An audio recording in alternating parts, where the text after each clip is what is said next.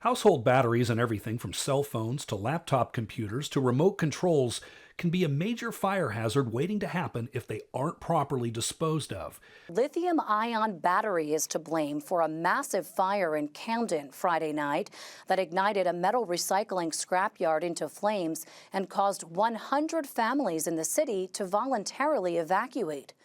Over the years, these batteries have caused major fires in junkyards, homes, and even garbage trucks due to their improper disposal.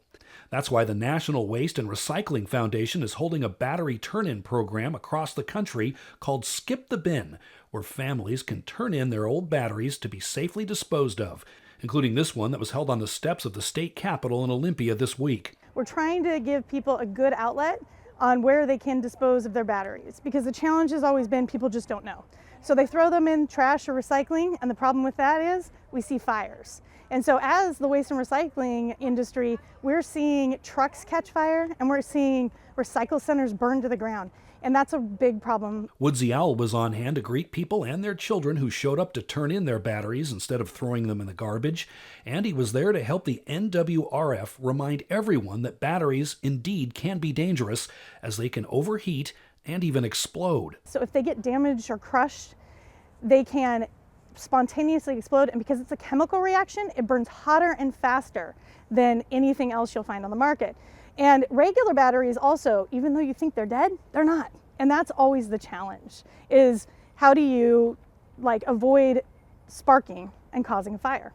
This week's event took place here in Western Washington as a test market, and it was already an early success. After only its first hour, the NWRF had filled 2 large barrels nearly to the top of turned-in batteries. And it's why Western Washington was among the first venues. We're here in Washington State because Washington is one of 3 test markets, because we wanted to make sure Woodsy here was popular. And guess what? He's very popular. There's 3 steps we give people. So first of all, if you've got batteries at home and they're loose, you need to tape them. So you tape the ends. So I just talked about how you can spark. You avoid a spark by taping the ends, so those conducting ends. Then you take them to somewhere that accepts them. Now, there's this great website called batterysafetynow.org, and it's Woodsy's website, and he talks about taping your ends, storing them safely, and taking them to a safe disposal location. And there's this great tool on the website, and you can find where, by putting your zip code in, to take your batteries, both rechargeable and alkaline.